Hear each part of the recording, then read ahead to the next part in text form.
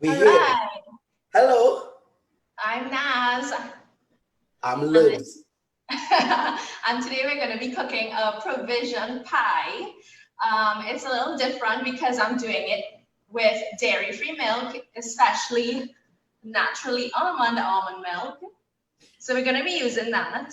If you feel to follow along and you want to use regular milk and cheese, you totally can. I'm just showing you a way to do this.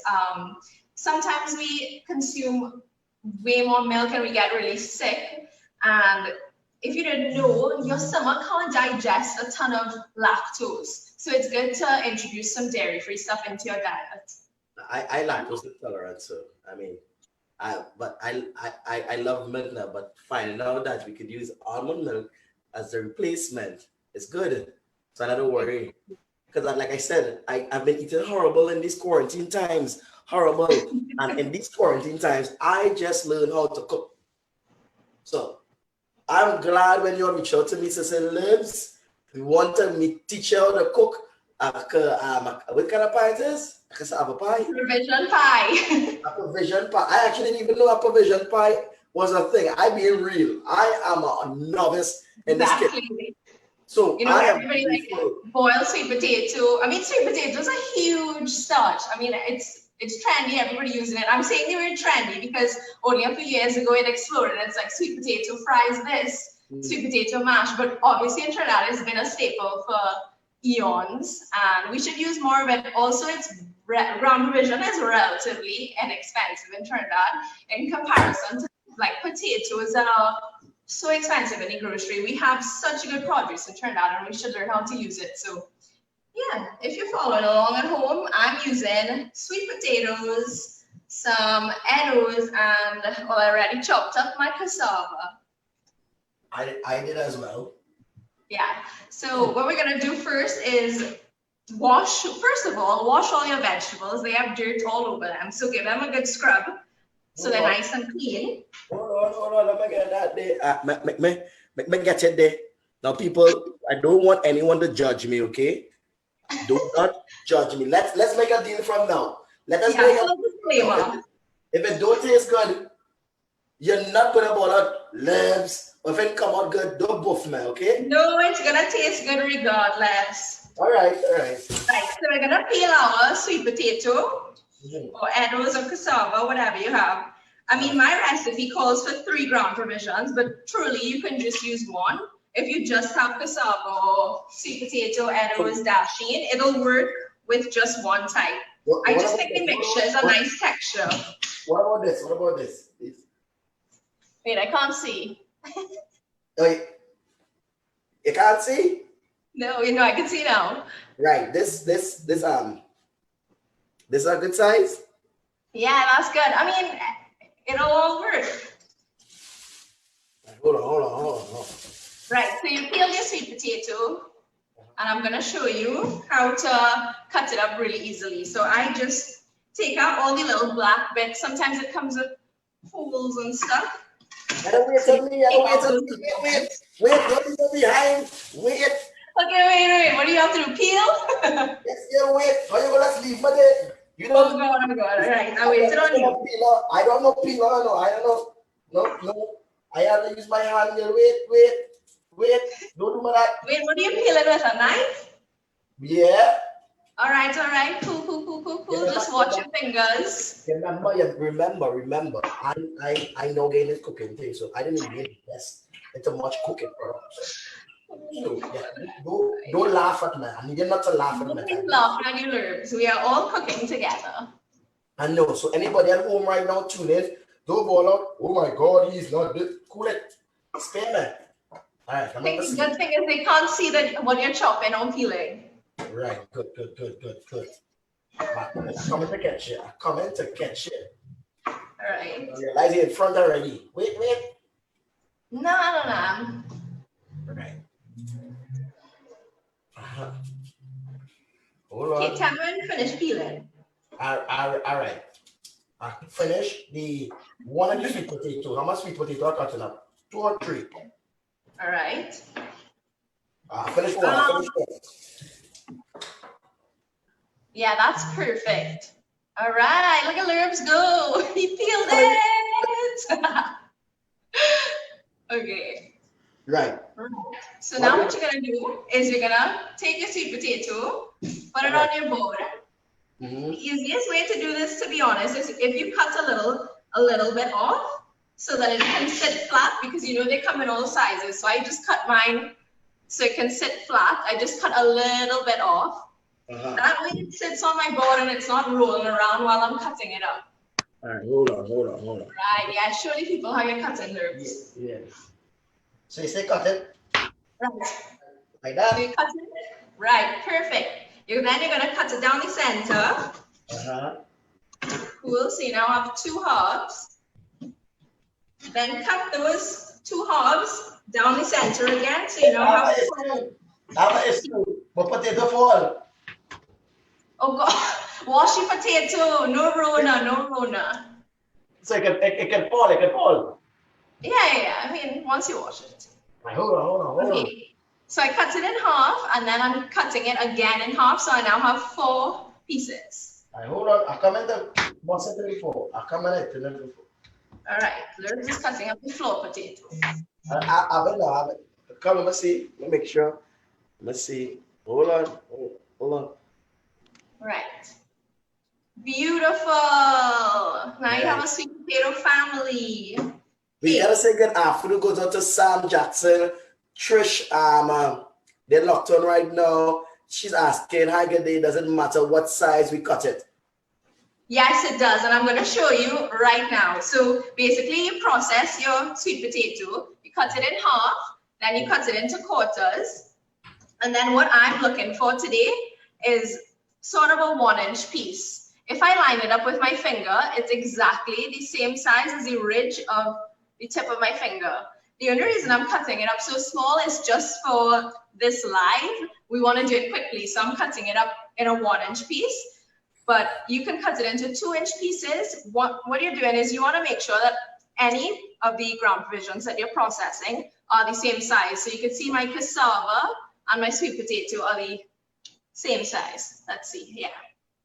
Right, I get it. Right, so here we are. We went into half and now we're in quarters. And now what we're gonna do is you could measure it out. So that's the tip. I'm kind of going for there. So I'll chop 1 piece off. And instead of measuring each time as I go, I'm just gonna leave this 1 little piece on my chopping board right here so I can use it as a guide. The right thing, man. Yes, my Lurbz. Yes, my Lurbz. Right, so now we should end up with pieces like this. All right, hold on. I come in. All right, come. Oh God, I lost the potato. Don't leave it out, man. You see, because I'm a little the potatoes are slippery. Right. Gotta say good afternoon goes out to Tamara, Auntie P locked on. Hold on. Oh, Auntie P. Auntie P. Yes, Auntie P in the house. Hold on. I come in. Right. So let me see how it look. Now watch mine. Watch. Look at those even cuts. Right. Yeah. I'm a chef. I don't want to brag too much, but I am. Okay. So now we're gonna put the sweet potato that you start cutting up into a bowl of water like this. If you don't put them in water, the starches will start to aerate and your sweet potato will kind of start to go black. And you don't want that to happen. So I have them in a bowl of water. As I process, I'm just putting them in. So I had soaked my ground provision and scrubbed them in another bowl before. You could just do this in your sink. I'm just doing this so I can show you guys. So now they're nice and clean because all these ridges that are in ground provision obviously hold dirt, and you could see the sediment hopefully at the bottom there. We didn't mean to bust the map. We didn't want to tell everyone out there in TV land, but we call each other before because to make sure that we're the same part. So we end up cutting up the stuff from before. Exactly, right. A bit of TV magic here. So I just wanted to show you how to process one. And basically, all you have to do is just make sure your cuts are even. That's all you want, because when you're boiling your ground provision, if you cut these things uneven and you have one big honking piece like this and one little small man here, he is not going to cook at the same time as this. So when we go to mash it up, we'll get extremely lumpy pieces, and you don't want that. You want a nice smooth provision pie. So that's why we cut them up all the same size. At least try to. You don't need to have a ruler or anything.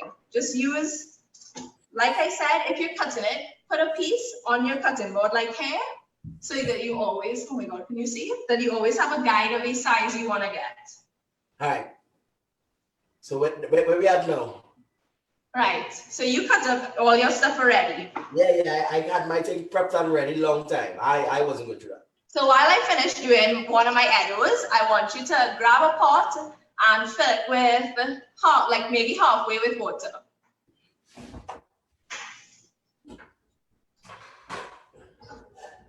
Same thing. I'll show you all while Lurbz gets a pot. I am peeling my eddoes. This size good? Yeah, man. This pot has been in my family since I was a child.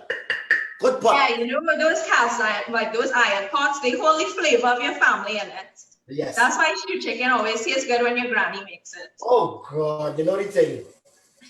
So halfway you said, right? Yeah, but let's see how much ground provisions you cut up so we can give an average to everybody. All right, hold on. Well, I'm gonna get the next camera angle. I don't know if they can see. All right, yeah. So what you want to do is you can actually just pour out that water that you have there in that bowl into the sink, and then just put the ground provision in the pot and fill it back with water. Hold on. You're now ahead of me, Lurbz, so I'm playing catch up. I Uh-huh. have to finish these eddoes. Oh my God, your eddoes are slippery. Yeah, I only realized that this morning. So what is that to do with this water here? Okay, so discard the water that you have your chopped up ground provisions in. Put it down the sink. So also get rid of this water here. Yeah, get rid of that water.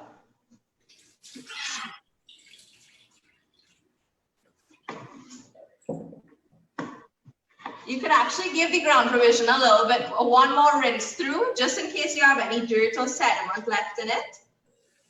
And then you can put it in the pot and fill the pot with water about 2 inches above the ground provision. Cool. I know again, not bad. Yeah, so this is my ground provision I've now cut up. I'm going to do the same thing as Lurbz. I'm going to discard this starchy water and then give it a rinse through and then put it in my pot. Hold on. Is it 2 inches, right?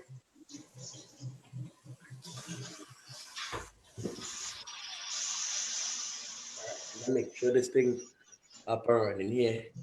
And I degree just locked up. Hold on. Right. Make sure. Da-da-da-da-da-da.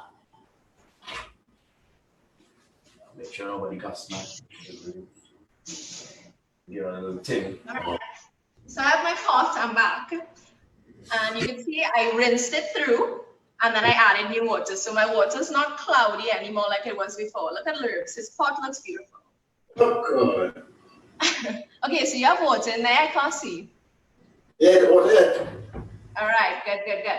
Right, So see now, it's not overfull, right? You have about, let's do this. So stick your finger in and you should have about up till your second groove in your finger until you touch anything. So I filled it probably about 1.5 inches above where the ground provision is. All right, well, I need more water. Right, good, okay. So you want to have enough water so they can boil evenly. So I'm going to put my pot on the stove on medium heat. If you need the recipe, I believe it's up on Propa Eats now, but what I'm using is 1 cup of eddoes, 1 cup of cassava, and 1 cup of sweet potatoes. If you have only one, that's fine. You can just use 3 cups of the one thing you have. I'm good now. I'm good. All right, good.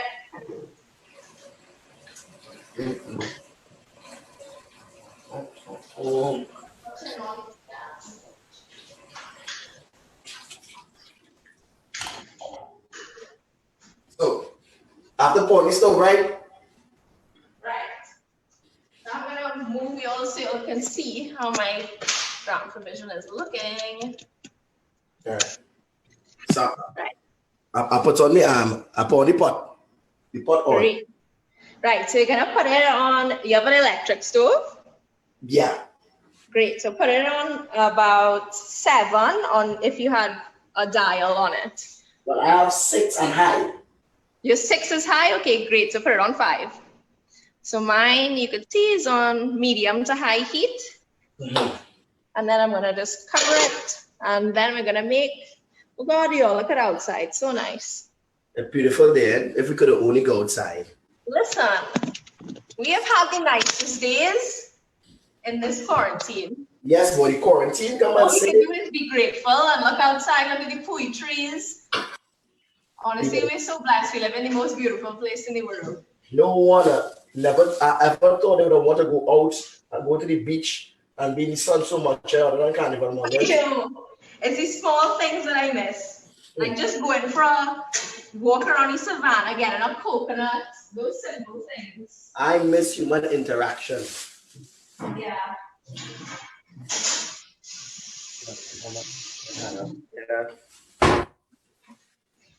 But you know the good thing that we're all learning as well is we can still interact, like how you're doing your live shows through. Thank God.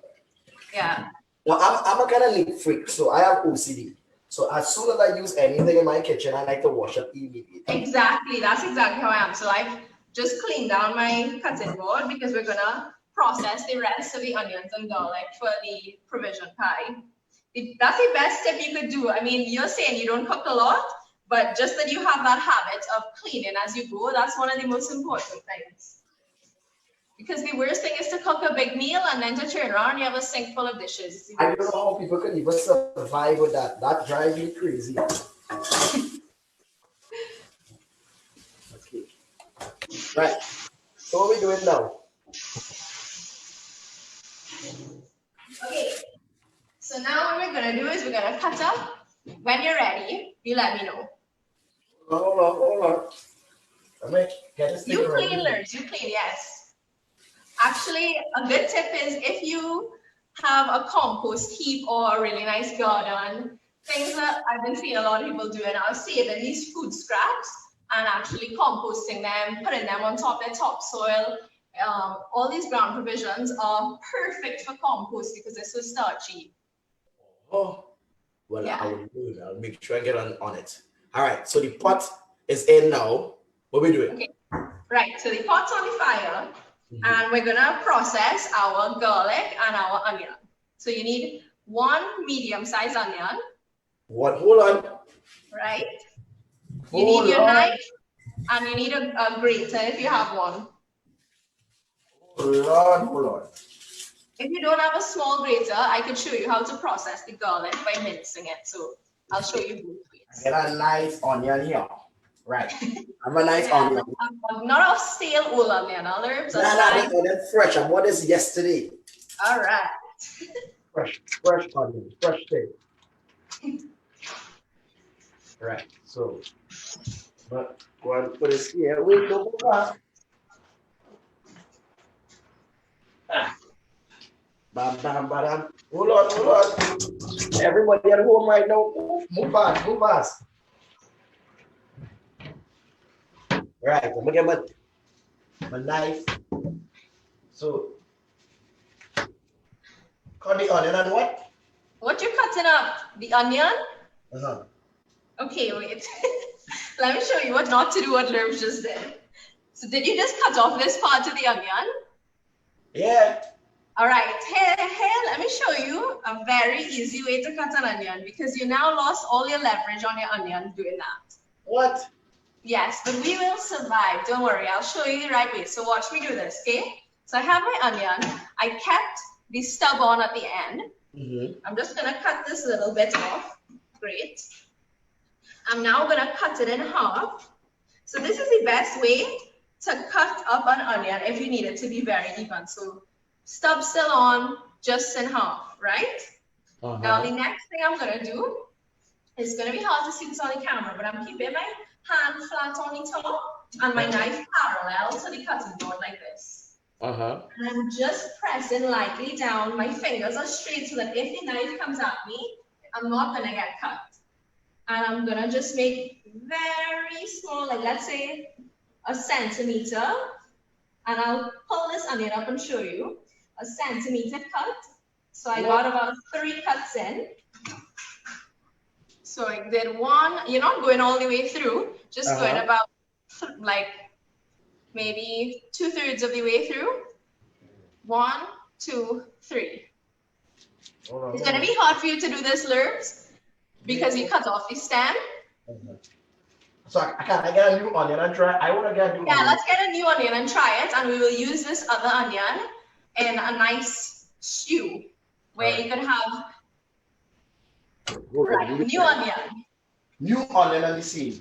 A new onion on the seed. Fresh. Please pull up the onion. Okay, so for everybody watching at home, I made my incisions horizontally. What to do now? Right, so just peel the onion. Okay. Peel it back. You could cut the tip off, and that way it's easier to peel the skin. Right, now just peel the skin back. Hold on, I get it. I ain't going through that. I ain't taking nothing, no push out today. Today I must be a master chef. Yes, exactly. And these are all, honestly, once you learn this, and not even perfected, once you just learn it, onion chopping will become so much easier for you. Well, this is why I want to learn. I didn't know I could have cut onion like this. Perfect. So once you peel it all back, peel one layer off. No, not coming. I'm not rushing. Don't worry, we have time. I come in. Oh gosh. Okay, keep your knife on the cutting board though, because now I'm getting worried about you. Wait. This is a PSA, y'all. Lurbz has very dull knives, and I would just like everyone to give a prayer for Lurbz in his time with his dull knives, because dull knives are not a cook's best friend. It's not. That's why I'm taking so long. My knife is very, very dull. That's okay. Right. Aha. Right. Okay. What's your? Now we put the onion down on the cutting board. Right? Wait, I'm not clear all this nonsense. No, that's okay. I know you like to clean as you go. So I'm gonna pretend and put my onion back together as how you would have it, right? So that's what you have now. You're just making a cut down the middle. One slice straight through the stem, down the middle. Good, my laptop going mad. Hold on. All right, so I'm making what do you know? Right, so you're gonna take your knife, and the stem should be by your left hand. Right? And then just take your knife and slice down the center through the stem. Through the stem, like. Okay. No. Yes, that works. Down the middle, right? Down the middle. Jesus Christ, look at this dull knife. Cool. Right. Now you're gonna put the 2 halves on your cutting board flat. Okay. And now this is the part I want you to pay attention to, okay? So you have your onion down on your cutting board, right? You're gonna put your hand flat, very lightly on the top, right? But not curved, not anything, just flat like that. And your knife is parallel to the cutting board like this. You got it? All right, good. You're right. So you're just going towards the bottom of the cutting board, just a little bit up, and you're gonna make a cut.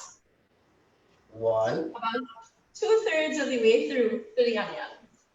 So that's what it looks like.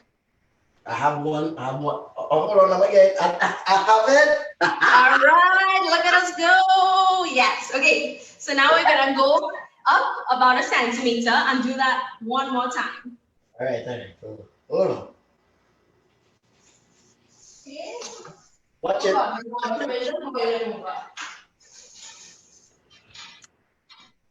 This laptop of mine is doing what it wants to do. Right, beautiful. So can you do one more? I think you want to stay right there. I think for safety purposes, let's do just 2 on yours, and now I'll show you what to do with the rest. I try to get you back on this camera, but laptop going by it. Don't worry, we can back. Okay, so pull your knife out of where you are. Okay. So now you see you have your horizontal cuts. Nah, you are three. You are three. I want three. I want. Yeah, you know. Okay, wait. Look, two. All right, all right. So I cut the next Okay. one like that too. Right. So back down on your cutting board, and you're gonna go now. Instead of horizontal, we're gonna go lengthways. Does that make sense? I guess. Right? And the trick to this is keep your fingers like this. So when your knife is passing, it's not gonna hit it. It's not gonna stub the tips. Because the problem a lot of people with chopping is they leave their hand like this on top of the vegetable and just go wham, wham, wham, wham, wham. Hello, when you reach here, you're gonna cut off either your fingernail or the tip of your finger. Just keep your fingers like this. Put back. And that way when your knife hits, it's hitting your knuckle and it'll never cut you. All right, I mean, good. that probably looks a little scary, but don't worry. So, right, we're going lengthways now, Lurbz.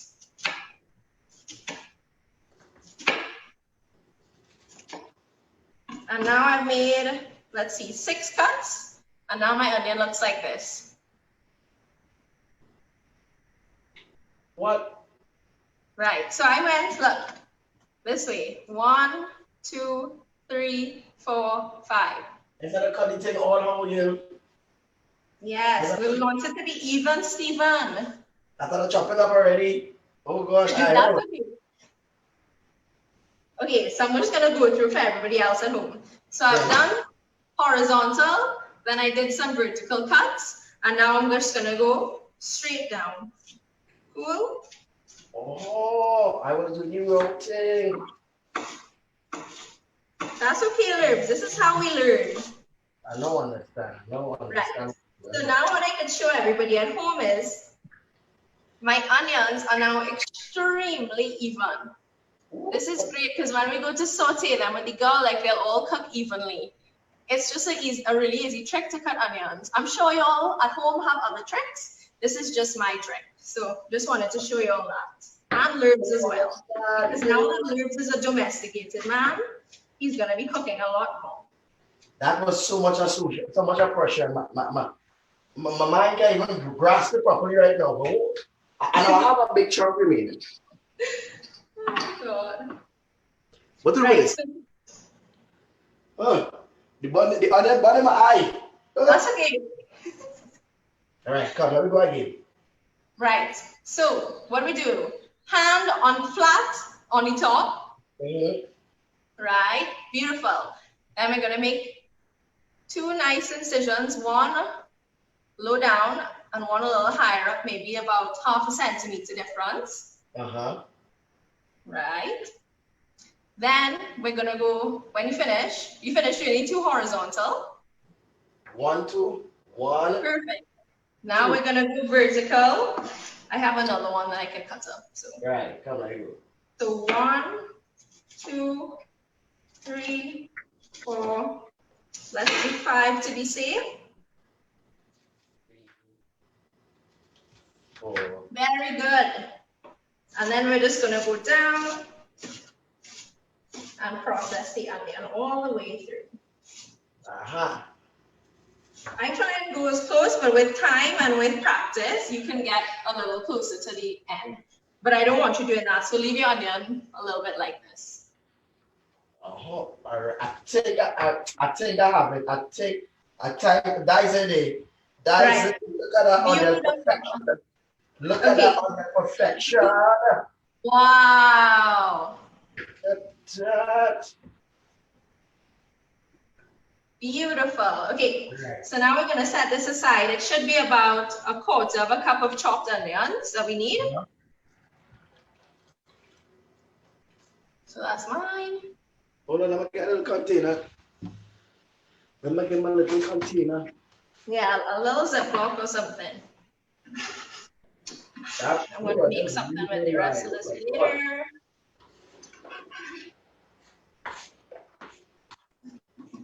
Cool. Let's go now. Beautiful. Do you have a small grater like this? Hold on, that's blocking. Let me see.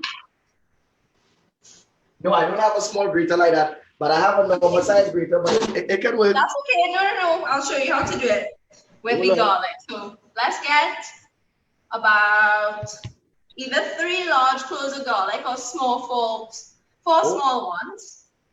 Right. Let me get back this Zoom here. You don't worry. Hold on.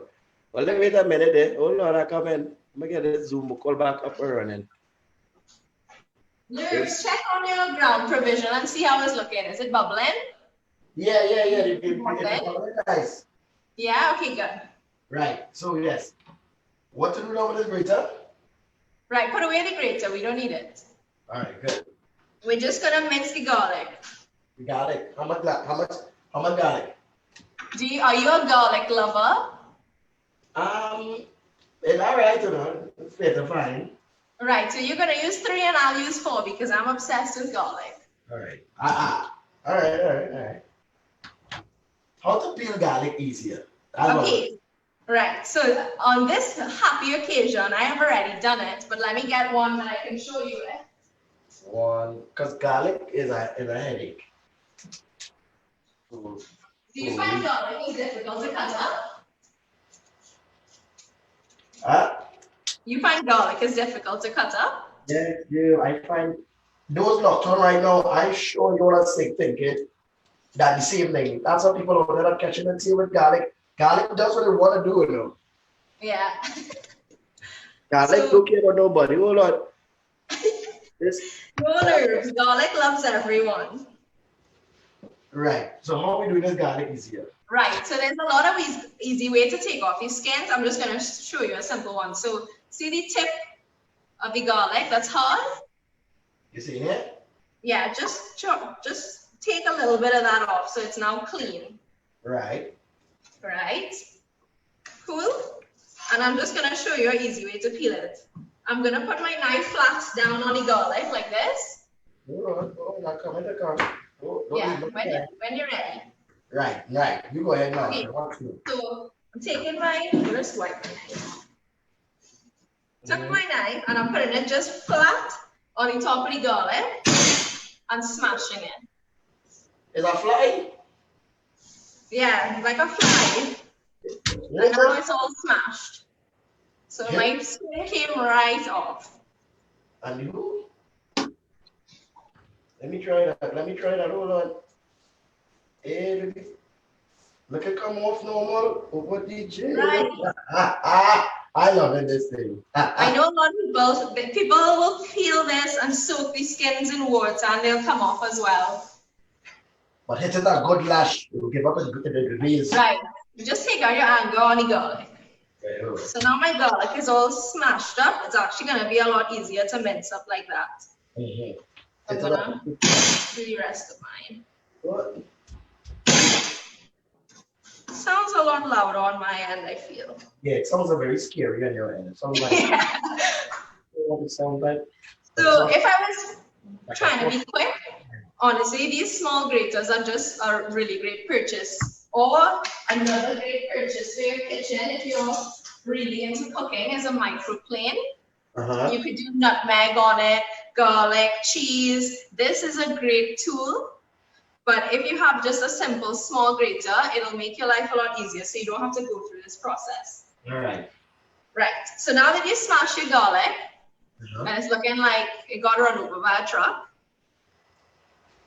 now it becomes a lot easier for you to process. So I'm just going to make very small cuts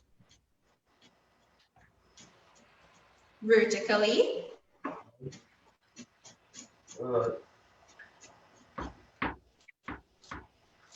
So that you get these like long lengthways pieces. Oh, my bad. No, it's fine. Any way you cut it, it's gonna work out. So if how you did it, yeah. That's fine. I'll do something like that as well to match you. All right, good. Where we going now? Right. So we're just processing all the garlic. Okay, grate it. Finish with that so fast? Long time. Oh God. Plain ketchup. Right. So now all the garlic.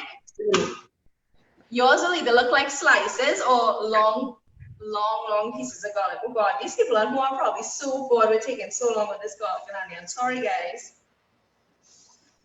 Anywho.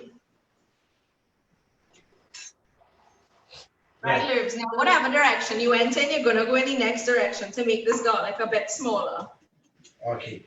Right. So turn it this way. Now, if you have a grater, this will take about 3 seconds.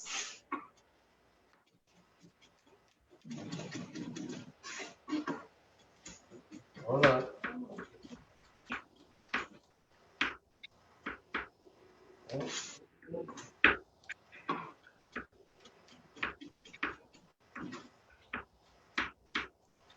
Right, so if you want to get it smaller, Lurbz, you could make a pile in the middle of your cutting board, like this. And then you just put your knife tip down on the top, above the heat. And then you just literally, using your other hand to go in very small incisions straight across the whole heat. And it'll make the garlic get smaller. And you could just continue, just pivoting left and right. I liking this girl. Last year we getting on, but I am proud. I show my mother's student right now. She's so proud of her youngest. Exactly. So what you should end up with is very fine minced garlic, which is perfect. And then you can put it in the same little container with the onions. I can? All right, hold on. Yeah. They're all going to go in the same pot now. Okay, good. Right. The last thing we have to chop up today is, what herbs do you have on hand? Rosemary, thyme. I have rosemary, thyme. What else you need? You tell me I have it. Okay, so if you're at home and you can use fine thyme, you can use rosemary, you could use parsley. Today I have rosemary. Lurbz, what you have, rosemary? I have rosemary, thyme, and parsley. Oh, good. Well, so we're going to use the rosemary. So when you get your sprig, let me know. Oh, I don't have fresh thyme though, or rosemary, let's call that. Oh, you have dried? Yeah. Yeah, that's perfect. That's perfect. That's going to work. All right, even better. Okay, well, since you have that, I'm just going to process my fresh rosemary really quickly. So if you ever get fresh rosemary, Lurbz, you just take the sprig and pull away from the top. Not like that, but like this, so that all the little leaves come off, and then you're left with a clean sprig. All right, good. Just pull down at the top. I have the rosemary here. All right, beautiful. You just keep that dried rosemary right there. We're going to use it in a little while. Right. I'm just cutting it now. People, don't forget this campaign we're doing right now is all about donating. Okay, so you can make sure and click the link below and donate. All right? Perfect. Don't forget. All for a good cause. Good. So let me go again. All right. So now we can clean down. We can put our chopping board in the sink because we don't need it anymore. Easy peasy. All right. Thank you, Chelsea Costello. She's saying there, she said, don't stress. We are home and they're fighting up with the garlic as well. Don't worry.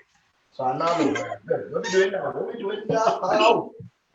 So now we're going to make our little sort of like creamy, milky reduction for the provision pie with the almond milk. Now, like I said before, Naturally Almond is the brand we're using today. It's full of calcium. It's a nice way to get essential vitamins and minerals into your diet. Because even though we were very much trained when we were growing up that drink a cup of milk a day, you know, the whole got milk campaign. Milk from cows, genuinely, we're humans, they're cows, even though it's delicious. We love cheese, we love milk. Our digestive tract can't always process milk. That's why a lot of people are lactose intolerant. They just cannot deal with that cow's milk. So nut milk is a very good alternative. You can digest it really well. It has a lot of vitamins in it. And you can play around. I mean, Naturally Almond has almond milk, but they also have cashew milk, which is very creamy if you're accustomed to very, very like whole milk, high fat milk. So yeah, we're using almond milk. But like I said, if you don't have almond milk at home, you can use regular milk with the same recipe. All right, good. So how are we doing this now? Okay, so I'm gonna take you all off of here. Let's check on our provision.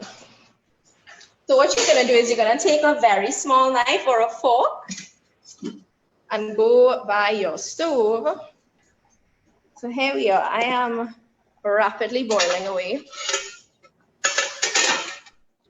And if you have different kinds of ground provision, you could literally see the difference.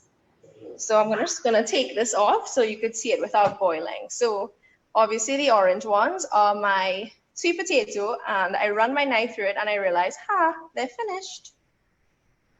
Once your ground provision is knife tender, like it is now, they are finished. So even my cassava is ready, which is great.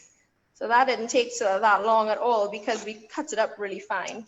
So now what we're gonna do, Lurbz, is just strain the ground provision water and just leave it on the stove with the burner off.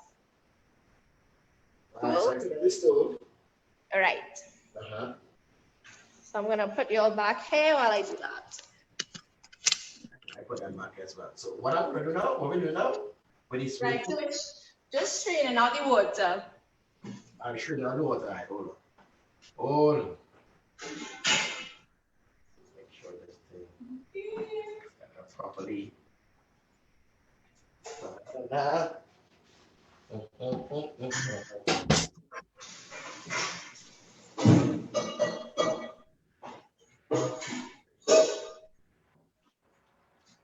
Cool. So I've strained mine, I'm leaving it in the colander, and I'm just gonna leave it in the same pot to drain out. Very hot, nice and steamy. But you could see, obviously don't do this at home because it's hot, but actually I'm not even gonna do it. Hold on, and I just scrub down. Right. So my eddoes are fully cooked. Sweet potato, fully cooked. And my cassava is nice and cooked. We're gonna set this aside. So straight it inside, right? Yeah. Do you have a colander? Like a little draining bowl. Beautiful. So you're just gonna pour your ground provision into there, and you could either leave it in the sink or do what I did and just put the colander on top of the same pot you used.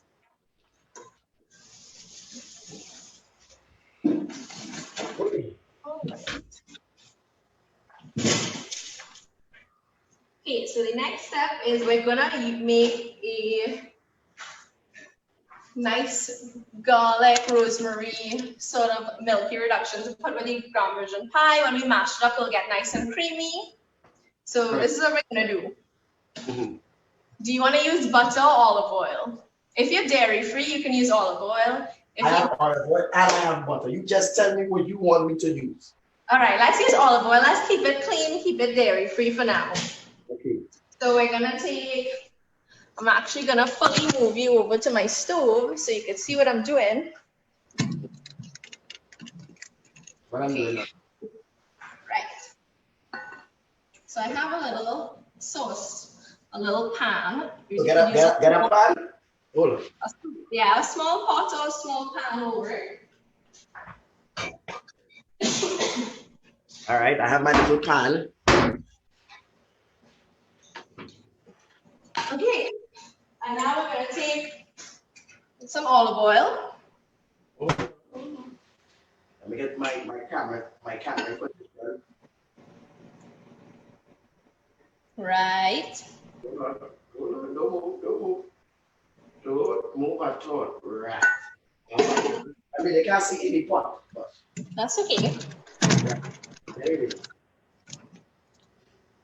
Oh my God. Right, so I have the pot in. This is really cool. What to do now? Okay, so you're going to take your olive oil and just put about a tablespoon. Actually, that's 2 tablespoons. Just to coat the bottom of the pan. Are you frozen? I'm not seeing you. Hold on. Let me see if we have you here because I need you. Am I back? Yes, you're back. Right. Okay, great. So I put about a tablespoon and a half of olive oil in my pan. Hold on, let me get And what we're going to do now is just saute the garlic and the onions. Wait for me. I'm waiting on you. I'm getting my garlic and onions. A tablespoon and a half of olive oil. Olive oil, right? Okay. Wait, you need to see this. Right. Okay, right. So you're just gonna put it on. Let's see, you said your stove is out of 6. So you're gonna put it on about 2 or 3. So low heat. This how it's sauteed. This how my pan is covered. Beautiful. Right. Right, so you put it on the stove on low heat. Mm-hmm. And what do you have to cook with? You have a wooden spoon? A wooden spoon. Yep. I'm using a heat-proof spatula. So either one works. Good. So you never want to heat up olive oil for too long, it'll get bitter. So I know my olive oil is ready to go, so I'm going to put the onions and the garlic in.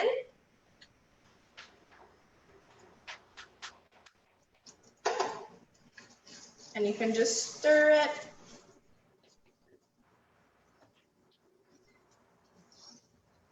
Right, you give it a little stir in the olive oil. Yes, no?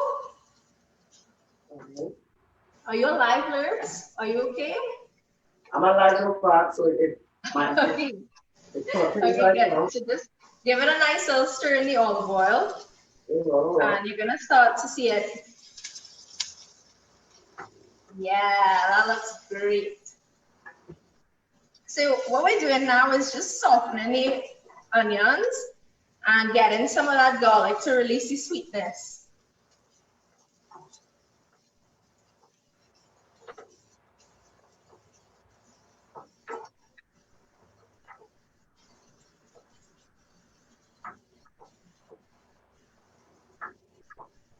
Whoa.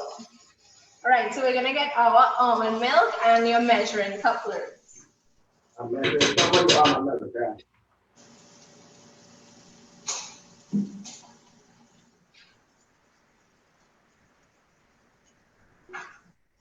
Where's my measuring cup? So you're gonna measure out 1/3 of a cup of almond milk. 1/3 of a cup. Yeah. Oh, pro tip, friends, shake your almond milk up. So sometimes the nut sediments will settle to the bottom. So you just want to give it a good shake.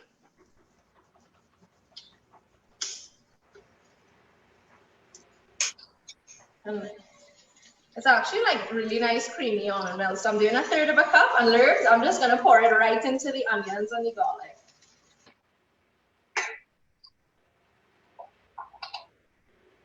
So a cup and 1/3, right? Yep. So I'm gonna, beautiful, pour it in, and then I'm gonna reduce my heat to very low heat. So on your, this 1/3. perfect. Yeah, that's 1/3. Right, and pour a cup of that as well. Right, so you poured it in. You're gonna reduce your heat to about 1 or 2 on your stove. Mm-hmm. And it should be nice and bubbly. I have to put more? Put a cup now? Wait, no, it's just 1/3 of a cup. Or of a cup? Yeah, 1/3 of a cup. Right. Then I'm just adding my rosemary. So you could take 1 teaspoon of your dried rosemary and add it in. Come on. Wait for me. Then I'm adding a teaspoon of salt and 1/2 teaspoon of black pepper.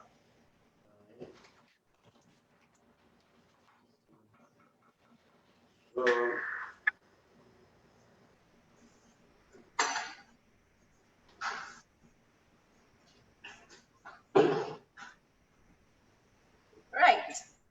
So that's what it looks like. Let me show you. Hold on.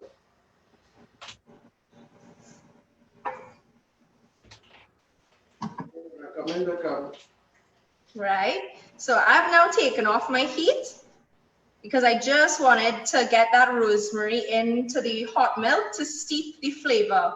So it's almost like tea. You see how you have your dried rosemary? They're dried leaves, so you want them to steep a little bit in the hot mixture so that the flavor of the rosemary comes out. All right. What about this? Right, so you can turn off your stove now. Set it off. Yeah. What about this? How am I looking? That's perfect.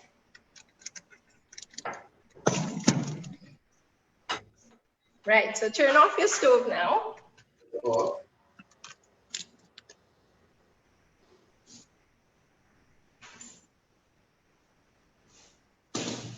So let's leave this on the fire, on the stove. Right. So now you just want to get a clean bowl to mash all the ground provision in. Okay. If you are someone who doesn't like to use a lot of pots, what you could have done was this same pot that I used for the ground provision, I could have just washed it out and done the same milk mixture in this. And then when I was finished the milk mixture, I would have just put this on, dumped the ground provisions back in and mashed it in this same pot. It's way less cleanup. So take the pot, take the provision and put it in the pot, right? Right, so we're gonna get a clean mixing bowl. Hold on. My angle, my camera. Camera angle. Right. Good. Right, beautiful. So now we have our milk mixture finished, our ground provisions are boiled, and now we're gonna mash everything together with our masher.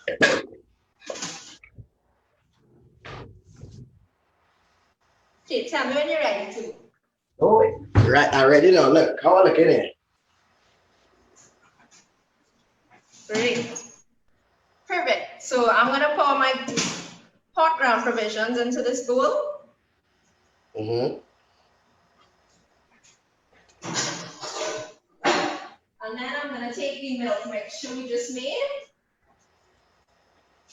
and just pour it right in. So pour it in now. Yeah.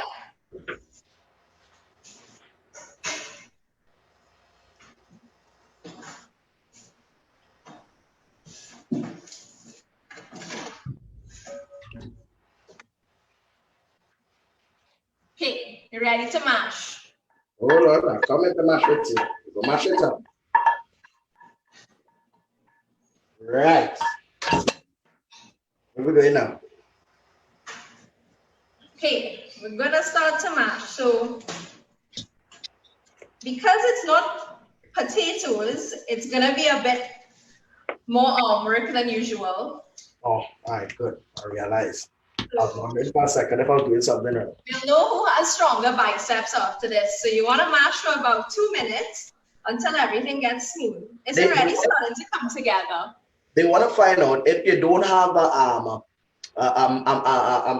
mash at home, what can you use? Okay, very good question. If you have, you could do it with a fork. Genuinely, you just need to spend some more time with it.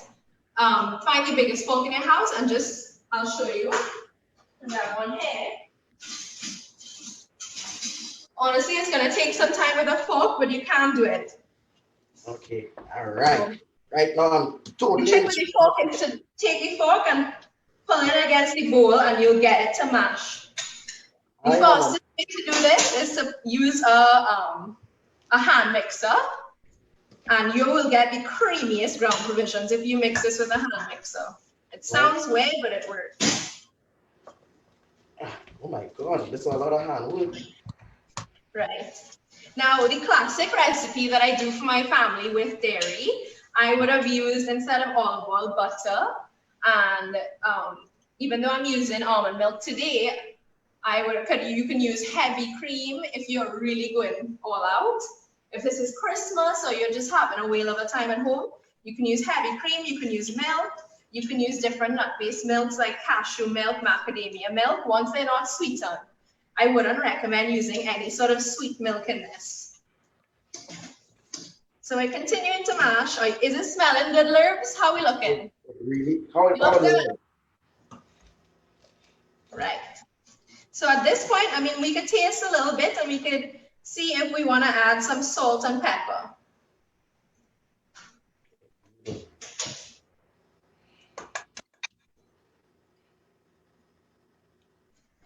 I kind of like mine. I don't think I need to add anything. Yeah, man. Mine's good, man. You're good? Okay. Yeah.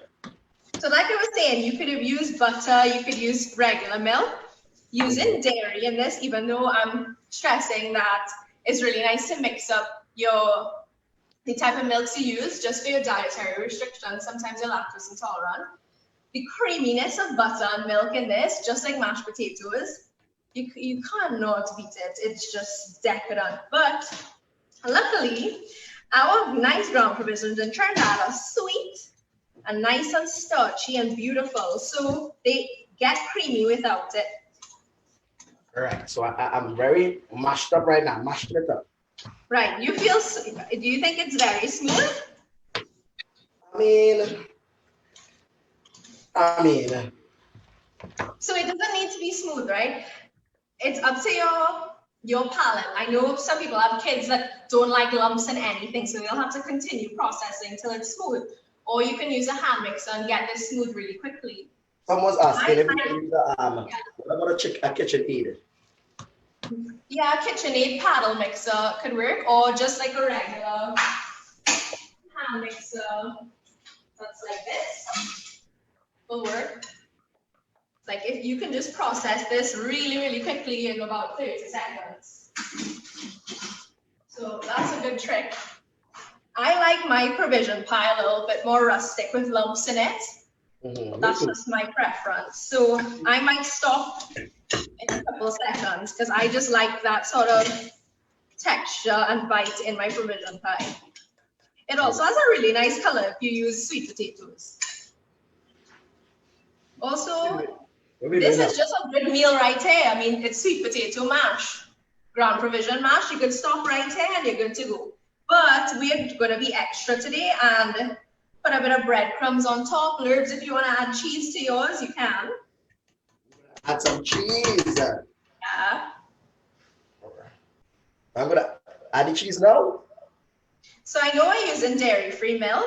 So if you want to continue on and keep this dairy-free, totally fine to do that. If you want to stop right here and just have ground provision mash, you're good to go. But what we're going to do is we're going to take this ground provision mash and transfer it to a Pyrex dish or a baking safe dish, an oven safe dish.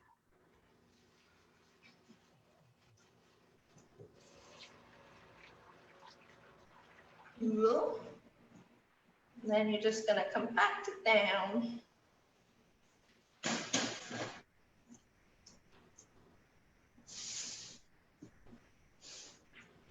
Transfer it over. Hold on.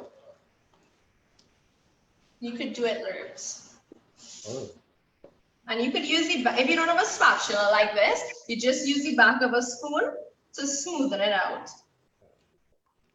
And you can see how it's so nice and smooth when you smoothen it out. Oh. All that work we put in to mash the ground provision really paid off now. Because now we have a really creamy pie. So there's a couple of ways to do this. Like I said, you can leave it completely plain and you have a really nice sweet potato mash. Not sweet potato, but ground provision mash. The second option is if you like a bit of texture, which I do, I'm going to use some breadcrumbs on the top. About 2 tablespoons. So this is my tablespoon measure. I'm just going to measure it out over here. Oh, we got to make sure we get it. And I'm just spreading it out. There we go. So about 2 tablespoons. If you're gluten-free and you're actually wanting to do this breadcrumb textural finish, a really great idea. I don't know if you've ever had gluten-free bread, Lurbz. Have you? Okay, so a lot of people out there are gluten-free or trying to eat less bread. And that's a great thing to do for your gut health. It's great to introduce different whole grains, different fibers, different seeds into your diet. But some people get really sick when they eat flour, and the option for them is to eat gluten-free bread, and you could get it in the freezer aisle of any grocery. And my hack for you, if you want to make breadcrumbs, is you just toast a piece of toast in the toaster, just lightly. So you don't want to go too long, maybe 30 seconds, just till it's starting to crust, and you leave it on the countertop to get a bit stale, so the bread gets hard. You can put it in your food processor and then make your own gluten-free breadcrumbs. What about this? How does this look? Yes, that looks beautiful. Okay, so do you want to put cheese on top? Of course.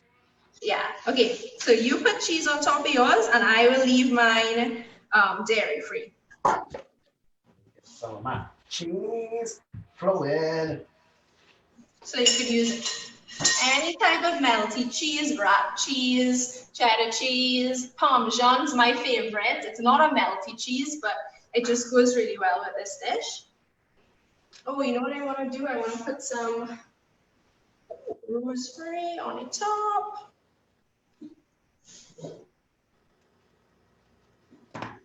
This is like, I don't want to say this as a chef tip, but I just want to say this as someone who has to cook really quickly sometimes for their family. I will take like parsley or rosemary. Oh my God, Lurbz, you know, I forgot one of the biggest tips right now is we should have put on our ovens. Oh. Do you have a broil setting on yours? Now people at home, you should have been preheating your oven at 400, but Lurbz, if you have a broil setting, do you have that on your oven? Do you know? Yeah, I do. Okay, great. So you're just gonna put it on low broil now. And I'm gonna put mine on as well. Low, so it's a low broil. Great. Now, mine look like this. yes, it looks beautiful. With the cheese? Perfect. So yeah, you spread the cheese out nice. This is mine with the breadcrumbs. So it was relatively easy to make this pie. I made a pie in my life before, so this is my first. Yeah. So this is just a random hack that I do sometimes if I'm cooking at home and I really need to speed things up and I want to make it look pretty. I'll just like roll up parsley or basil, in this case a few stems of rosemary, and I just cut it all over the pie with a scissors.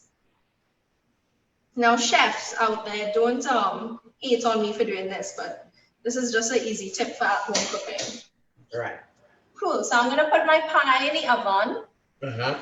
For let's say, because we're using broil and not 400, let's say put the timer on for 5 minutes and put it on the top rack of your oven.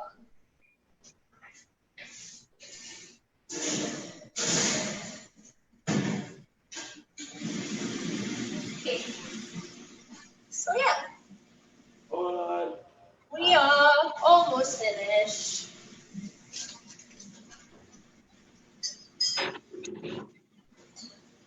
Right.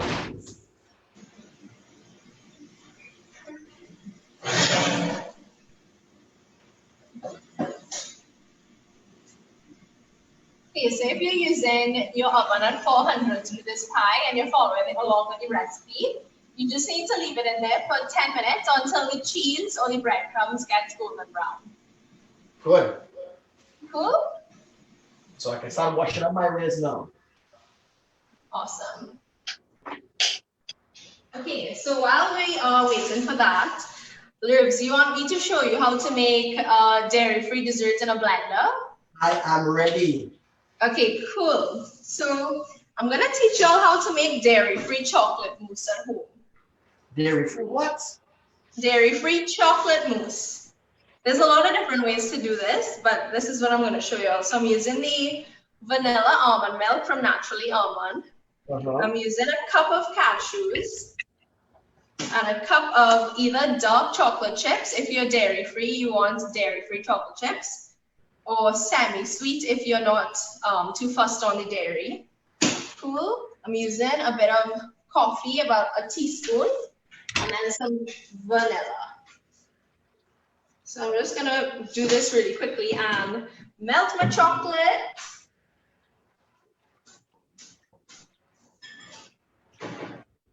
So I know a lot of professional chefs will do this over a double boiler, which means that they have a pot of boiling water on the stove and then they put the chocolate chips on top so that they've not put in harsh heat. But you could do this with 30-second intervals in your microwave. So that's what I'm gonna do really quick.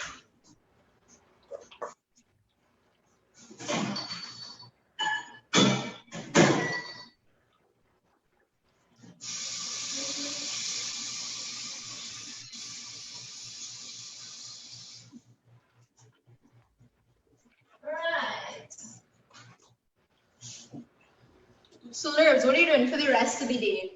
Well, I have radio in a bit. I have radio for 3, and I am going to make sure I enjoy my pie. Right. What I have for lunch that I made. I might even take some in studio for some bring the taste. Yeah, why not?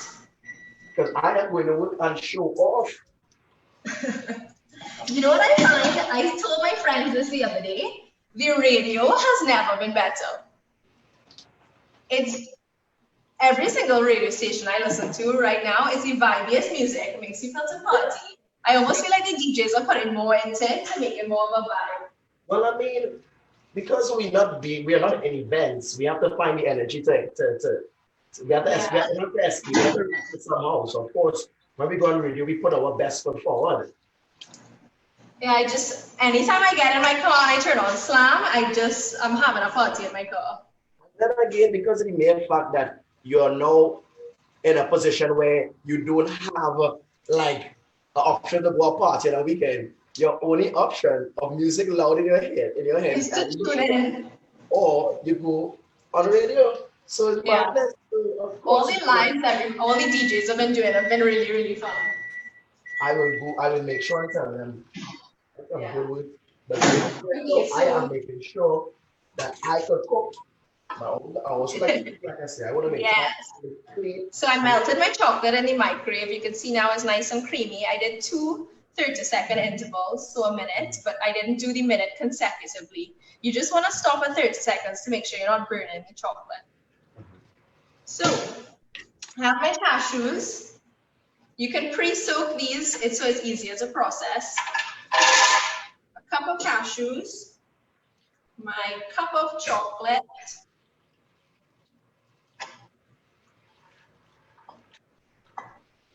Lurbz, I might have to drop one of these by you later so you could try it. I studying because I watch you making all of this and I tell myself, but how come I didn't get the memo? I want to make sure I eat one of those. Yeah. I promised Lurbz that I would sharpen his knife, so I may have to drop one of these for him. No, someone has asked if you burn your the chocolate by accident, can you save it? No. That's why. Yeah, that's a really good question. So if your chocolate burns, and sometimes this happens if your microwave is on like the power 10, it's on a really high power. If you have burnt your chocolate in your microwave before, then if I'm saying you should do it in 30-second intervals, do 15 seconds. You do it for 15 seconds. You take it out, you give it a stir, you put it back in. But basically what happens is there are different hot spots that will heat up in your microwave, sometimes on different things. So when I took this out at 30 seconds, one little spot here was melting, but the rest wasn't. And what happens is if you put it on high for too long, your chocolate will burn and it will actually smell absolutely awful. And you can't save it.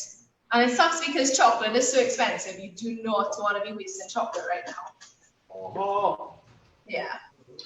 So I'm gonna add my almond milk. So I have a cup of cashews, my cup of chocolate, and I'm gonna add 1 cup of almond milk. Actually, you know what? 3/4 cups of almond milk to it. Then I'm gonna add a teaspoon of coffee. Coffee brings out the richness in it. And then I'm gonna add a teaspoon of vanilla, which I'm just gonna eyeball because this is nice rich vanilla. Right, so in my blender now, I have a teaspoon of coffee, 3/4 cups of almond milk, a cup of cashews, and a cup of chocolate. And I'm just gonna turn it on high, so it's gonna get real loud for a little while. Go ahead, go ahead.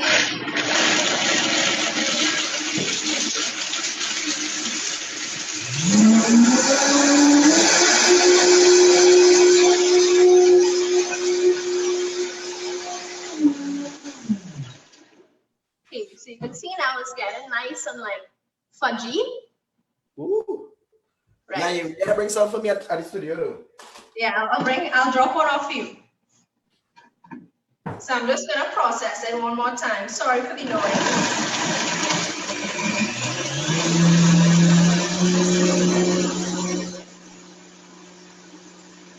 Well, do not forget at this time, it's all about donating. The link is below. Go check out. And I'm going to be involved. Hold on. Make sure So right, that's the little containers, and I'll pack some for you, Lurbz. I will gladly take some. But like I said, do not forget to check out the link in the caption. Go right now and donate. Yeah. The best thing we could do right now, if we can help others, it's the best thing. Even though right now it's hard for all of us, it's harder for some people. Like it's more hard for other people than some. What I'm trying to say. Anyways, this is my chocolate mousse. Looks really nice and creamy, and it's fully dairy free. So you want to just process it in your blender until it's nice and smooth. So right, that's one. I have a few drips of awesome. Two. Good. You'll bring some. And this is just so easy to whip up. Like if you have a blender and some cashews lying around, some chocolate, it's very simple to make. I'm gonna do one in a nice thing. You wanna check on your provision pile, Lurbz, to see if it's nice and golden. Oh, it's dripping everywhere. Ay. Look at. How are we looking at it? Oh God.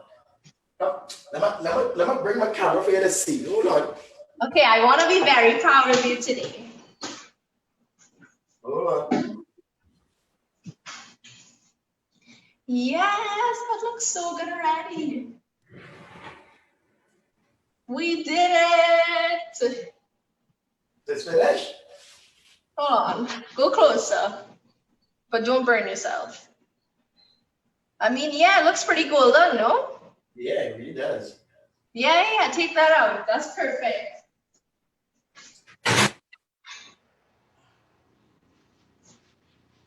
Okay, so I'll show everybody mine. So I did just plain breadcrumbs, no cheese on mine. So mine is nice and golden now. Perfect. I'm just gonna put this here.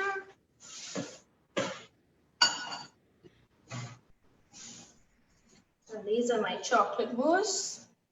So I'm just gonna put this in the fridge for maybe 2 hours, so harden up. And then it's nice and creamy. Just for me to have some. Right, Lurbz. So I have 2 for you.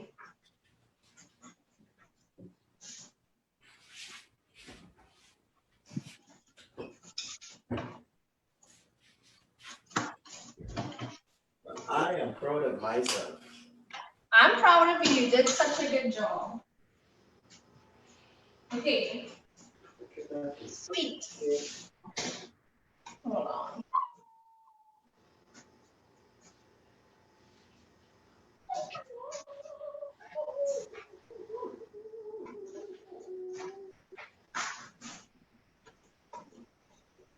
This is my last of my chocolate mousse.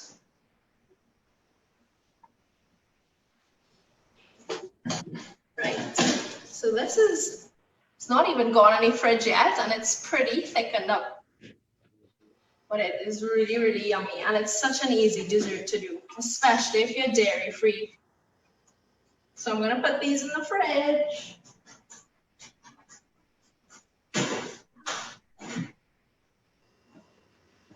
Look at that pine.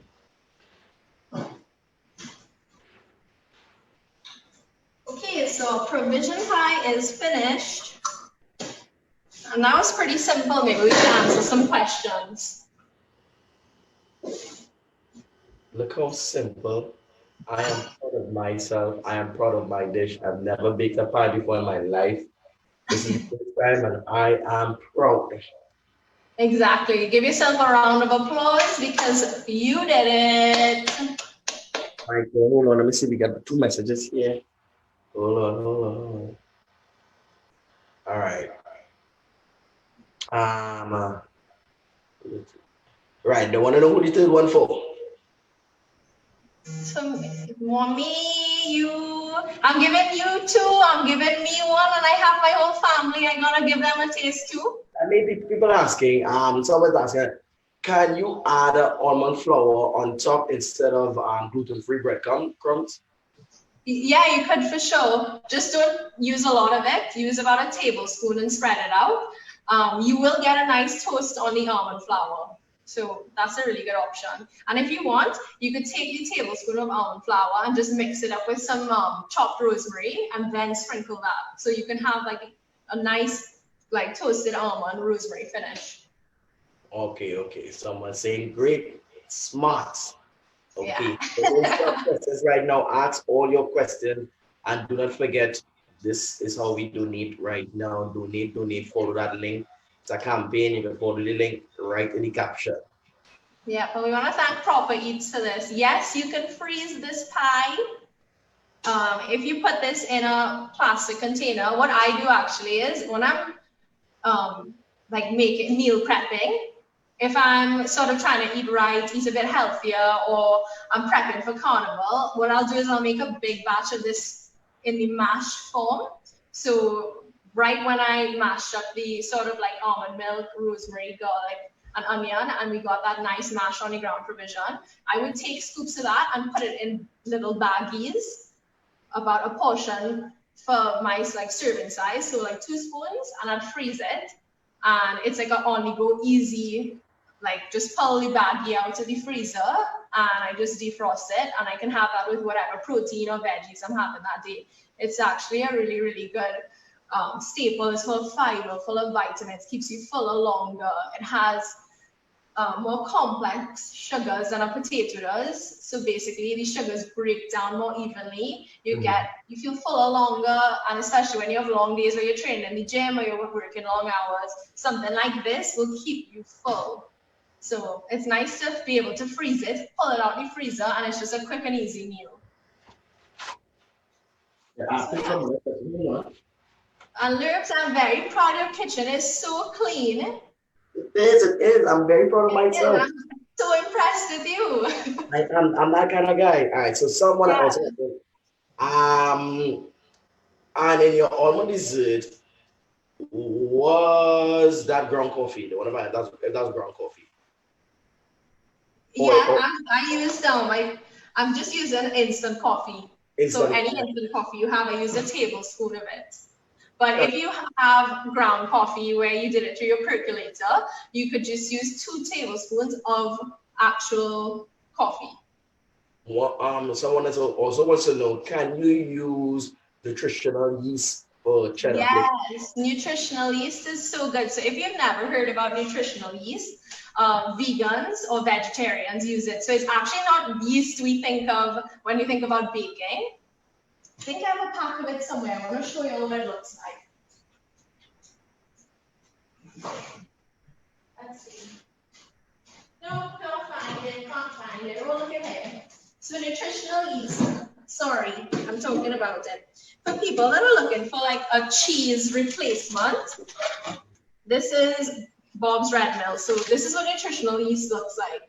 It's kind of flaky, and it honestly tastes like cheese. So people who can't have dairy, nutritional yeast sort of like brings back that flavor of cheese. So you could sprinkle it on top of pie. The other day I made a cauliflower Alfredo and I added this to it, and it tasted just like Alfredo, which is mind-blowing that you can have dairy-free Alfredo and it's exactly the same. So nutritional yeast is actually so packed with vitamin B, which is so good for us. So it's really nice. It adds a very rich flavor on top of things if you can't add dairy. So that was a really good question.